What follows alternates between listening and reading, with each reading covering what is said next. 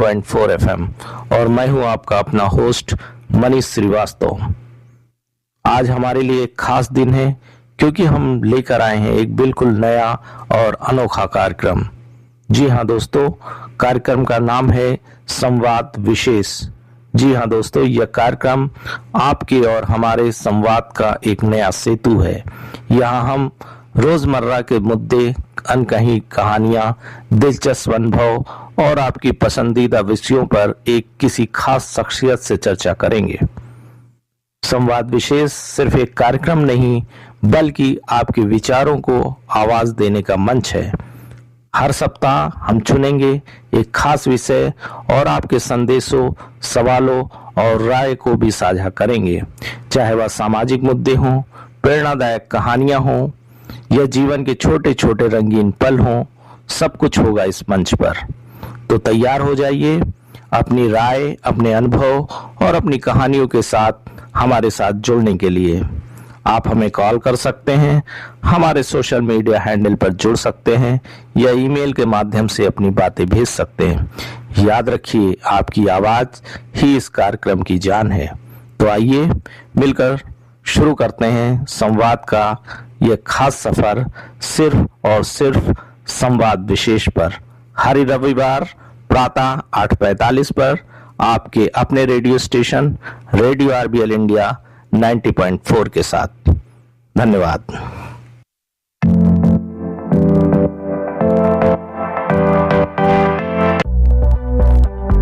नमस्कार दोस्तों, आप सुन रहे हैं रेडियो रायबरेली FM 90.4। मैं पंकज गुप्ता आपका स्वागत करता हूं आज के विशेष कार्यक्रम संवाद विशेष में। हमारे साथ आज स्टूडियो में मौजूद हैं संवाद विशेष के इस विशेष कार्यक्रम में विशेष बातचीत करने के लिए डॉक्टर रवि प्रताप सिंह, जो कि आयुर्वेदाचार्य हैं और राजकीय आयुर्वेद मंत्रालय में कार्यरत हैं। हम उनसे जानेंगे ठंड में किस तरह से हृदय रोग से बचा जा सकता है और सबसे बड़ी बीमारी जो पैरालिसिस है उससे कैसे बचा जा सकता है, क्योंकि ठंड में बुजुर्गों को ये बीमारियां ज़्यादा होती हैं। तो सबसे पहले हम स्वागत करेंगे डॉक्टर साहब आपका हमारे स्टूडियो में। बहुत बहुत धन्यवाद पंकज जी। मैं रायबरेली FM के सभी श्रोताओं को हृदय से धन्यवाद करता हूं और आपने हमें यहाँ बुलाया, इसके लिए आपको भी हृदय से धन्यवाद। सबसे पहला प्रश्न तो ये उठता है, ठंड में बुजुर्ग अधिकतर हृदय रोग से जो है पीड़ित हो जाते हैं, हार्ट अटैक हो जाता है उनको, ऐसा क्यों होता है? इसका प्राथमिक जो लक्षण होते हैं वो क्या होते हैं? बिल्कुल, आपने बहुत अच्छा प्रश्न किया। बुजुर्ग में हम युवाओं को भी जोड़ देते हैं, इस बार युवा भी काफी इससे व्याधि से ग्रस्त हैं। देखिए, पहली चीज क्या होता है कि हमारे शरीर में रक्त का प्रवाह होता है और रक्त ही एक इलेक्ट्रिक की भांति, बिजली की भांति शरीर में काम करता है। होता क्या है कि जैसे हम लोग देखते हैं कि पानी जमने लगता है, उसी प्रकार रक्त भी शरीर के अंदर उनमें जमाव होने लगता है। और जिनकी आर्टरी थोड़ी सी कमजोर होती हैं या श्रिंक होती हैं या उनमें कोई रुकावट होती है, रुकावट का अर्थ है कि अगर हम मोटी भाषा में बात करें तो मेडिकल की भाषा में तो उसे हम लोग कोलेस्ट्रॉल, यूरिक एसिड और इसके साथ ही हम उसे ट्राइग्लिसराइड कह सकते हैं। लेकिन अगर हम बात करें तो अपनी भाषा में बात करें तो हम लोग कहते हैं कुछ जमाव, कचरा सा जमाव हो जाता है आर्टरी में, तो आर्टरियां हार्ड होने लगती हैं और इससे रक्त का प्रवाह हृदय की तरफ नहीं होता है और यही जो शक्ति है बाद में ब्लॉकेज बना देती है। सर्दियों में खास करके हम लोग व्यायाम भी कम करते हैं, सर्दी के कारण रक्त का थक्का जमता है तो रक्त को पूर्ण रूप से ब्लड नहीं मिलता, रक्त नहीं मिलता।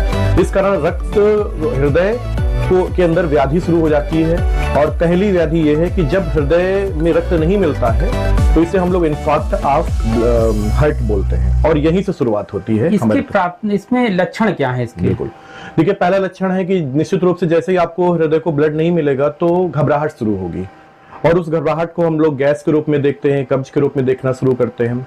दूसरी स्थिति होती है सीने में दर्द, जो आपके कंधे से लेकर के हाथ की उंगलियों तक आ सकता है और पीछे की तरफ जा सकता है।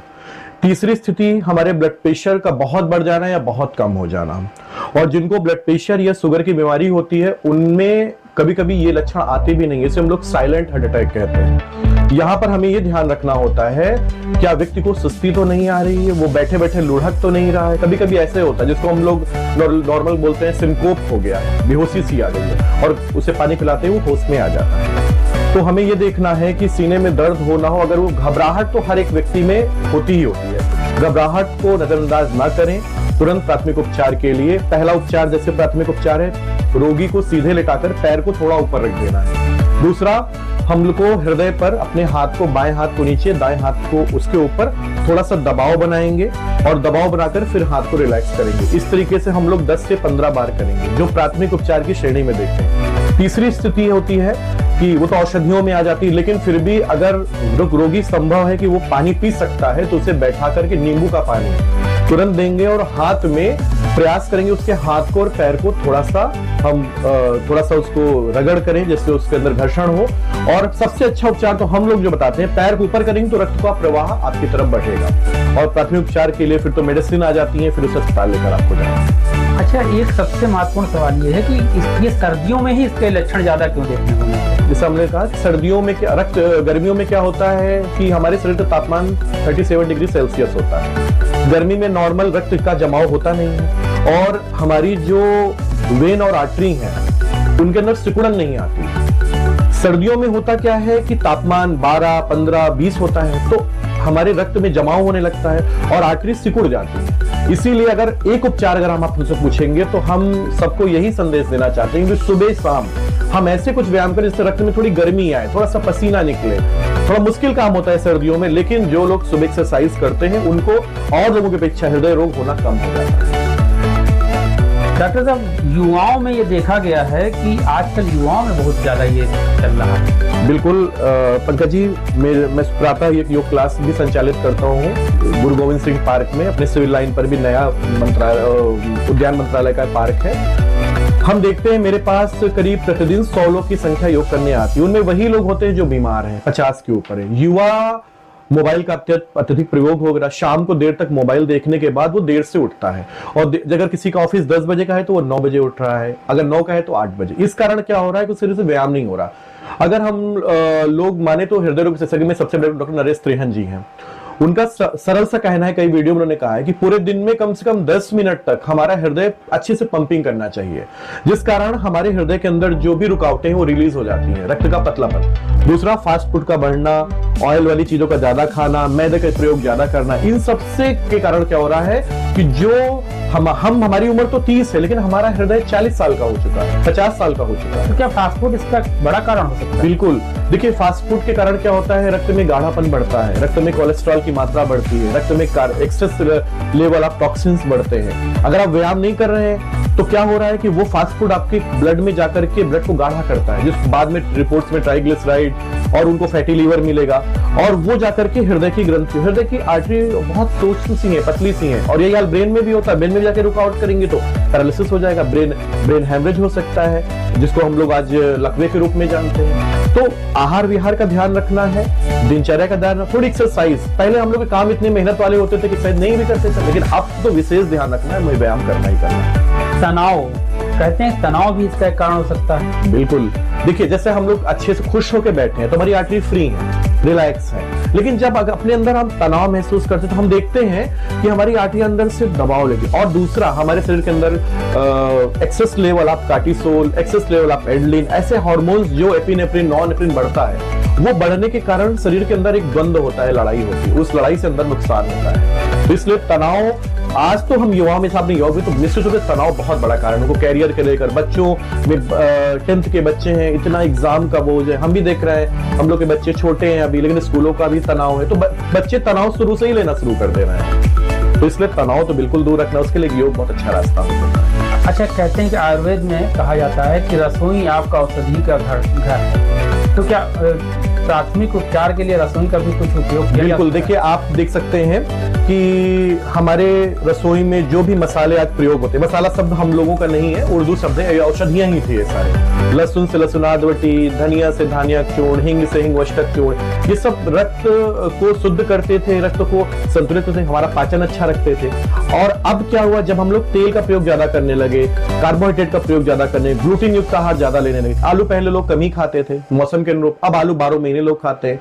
तेल बदल बदल कर प्रयोग करते थे, गेहूं प्रयोग कम होता था। अब ये सब एक्सेस लेवल हमारे शरीर घर में जो प्रयोग होने लगा। और दूसरा, हम अच्छे मन से भोजन नहीं बनाते हैं। ये भी कारण है कि इससे भाई अच्छे मन से भोजन नहीं बनाएंगे तो हमारा मन जो रहेगा वो दूषित हो जाएगा। तो रसोई, अगर हम अपने आहार विहार, जैसे अभी आपने देखा 2-3 दिन पहले की बात है, अभी हम लोग चर्चा भी कर रहे थे, सिद्धू जी की पत्नी को कैंसर हुआ तो उन्होंने कैसे गेहूं को कम किया, शुगर कम किया, नीम के गुण बताए, तुलसी के गुण बताए, धनिया के गुण बताए। तो एक अच्छा, जैसे हम लोग किसी को हृदय रोग है तो हम लोग बोलते हैं ऑयल कम लो, नो ऑयल हम लोग बोलते हैं खाना है उसे। तो और अगर उन्हें सात्विक आहार दिया जाए, दलिया है, छिलके, फाइबर दिया जाए, तो उससे क्या होता है, शरीर में टॉक्सिन रिलीज होते हैं, मलमूत्र से शरीर के दोष रिलीज होते हैं। और अगर रसोई अगर हमारी संतुलित है तो निश्चित रूप से हम बहुत अच्छे से स्वस्थ रहेंगे। और खान पान इसका मतलब मुख्य कारण है कि अगर आप संतुलित रखें खान पान को अपने। देखिए, हम लोग योग जब सिखाते हैं तो गीता में भगवान श्री कृष्ण ने आज से 5000 साल पहले यही कहा था, युक्त आहार विहार। योग बाद में आया, पहले उन्होंने आहार और विहार को रखा, मतलब कैसे आपको उठना है, ऋतुचर्या, दिनचर्या, सुबह जल्दी उठना है, ब्रह्म मुहूर्त में उठना है, ये पहले ही व्याख्या कर दी। आहार का पहले उन्होंने रखा, और ये पहले योग रख सकते थे वो। आहार आपका संतुलित नहीं तो आप अवसाद में रहेंगे, आपका पेट ठीक नहीं रहेगा तो आप सुबह उठ नहीं पाएंगे। देर से खाना, देर से उठना, ये हमारे आता है विहार में। लेकिन आहार को शुद्ध रखना, जितना हो सके आप नेचुरल चीजों का प्रयोग करें। जैसे हम लोग कहते हैं गॉड मेड, जो भगवान द्वारा तुरंत बनी हुई है उसे पकाइए नहीं, धुल करके बॉइल करके खा सकते हैं। सेब, संतरा, अमरूद, प्याज, लहसुन, मतलब कहने का अर्थ ये है कि जो नेचुरल फूड है हमारा, वो हमारे खाने का 25% हिस्सा होना चाहिए। बाकी पका हुआ खाना तो हम खा ही रहे हैं, पके का खाने का प्रयोग कम से कम करना चाहिए। अब दूसरी बीमारी आ गई पैरालिसिस, लकवा। तो इस समय ठंड में लकवा भी बहुत ज्यादा प्रभावी है। अच्छा, इसके प्राथमिक लक्षण क्या हैं और इसका तुरंत क्या उपचार करना चाहिए? देखा जाए तो हृदय रोग और लकवा एक दूसरे के पूरक है। हृदय पूरे शरीर को रक्त पंप करता है और वो रक्त मस्तिष्क को भी जाता है। हम देखते हैं लकवे का मुख्य कारण हाई ब्लड प्रेशर, अधिक हाई ब्लड प्रेशर या तनाव होता है। और जैसे एक पेड़ पौधों की एक उम्र होती है, उसी प्रकार हमारी वेन्स, आर्टरी और नर्व की भी एक उम्र होती है। और अगर हम अपना ध्यान नहीं रखते हैं, जैसे कि हम ध्यान रखने में कुछ ऐसी चीजें, बल औषधियां नहीं लेते हैं, तो हमारी नसें कमजोर हो, और लगातार तनाव के कारण ये चीजें होती हैं। तो प्रेशर बढ़ने के कारण हमारी आर्टरी कहीं से फट जाती है, खून की रुकावट होती है, उसे हम लोग लकवा कहते हैं। सर्दियों में भी वही कारण है जो आपके हृदय रोगों के कारण है, कि नली का पतला हो जाना, श्रिंक हो जाना, उसके अंदर कोलेस्ट्रॉल और कचरे का बढ़ जाना, और उपचार भी वैसा ही है। अब लक्षण में किसी को एक साइड लकवा होता है, पैरालिसिस होता है, किसी को आप देखते हैं तो पूरे शरीर में इसका होता है। उपचार वही है, आपको तुरंत ही उसको लिटाना है, पैर को थोड़ा ऊपर रखना है, हाथों पैरों के सहलाना है, पहले ऑब्जर्व करना है और उसे प्राथमिक उपचार के लिए लेके जाना है। हार्ट के लिए हम ईसीजी कराते हैं, सीटी स्कैन करा के देखना है कि, और व्यर्थ के ट्रीटमेंट में हम देखते हैं झोला छापों का बड़ा परिवेश है, गाँव में भी लोग दवाई दे रहे हैं जिनको एनाटॉमी नहीं पता, फिर झोला। आप एक समुचित उपचार के लिए आप रजिस्टर्ड डॉक्टरों के पास ही जाएं और प्रॉपर उपचार। मेरे पास बहुत से लोग आते हैं जिनको 1 साल पहले लकवा पड़ा है और अपना उपचार कहीं से किसी झोला छाप, जिसको एनाटॉमी नहीं पता मस्तिष्क की, आप डॉक्टर के पास जाएं, आयुर्वेद, एलोपैथ, होम्योपैथ, जिसको आप पे विश्वास है आप जाएं, लेकिन कम से कम वो व्यक्ति पढ़ा लिखा हो उसके पास। रायबरेली के लोगों को अगर आपसे मिलना हो तो कहाँ आप? बिल्कुल, देखिए रायबरेली के लोगों को मिलना है तो सबसे पहले सुबह सर्दियों में 6 से 7:30 हम योग ग्राम गुरु गोविंद सिंह पार्क में योग सिखाते हैं, वहाँ कोई भी आ सकता है, निःशुल्क आ सकता है।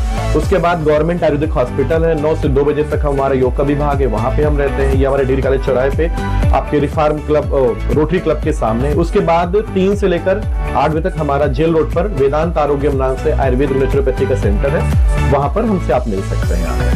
बहुत बहुत धन्यवाद डॉक्टर रवि जी, आपने हमारे श्रोताओं को बताया कि हार्ट अटैक से हम किस तरह से बच सकते हैं और अपने आहार विहार को किस तरह संतुलित रख सकते हैं। तो दोस्तों, मैं पंकज गुप्ता संवाद विशेष में फिर मिलूंगा किसी खास शख्सियत के साथ। तब तक इजाजत कीजिए, स्वस्थ रहिए, सुरक्षित रहिए, व्यवस्थित रहिए। रायबरेली FM आपको फिर मिलाएगा किसी खास शख्सियत के साथ। धन्यवाद।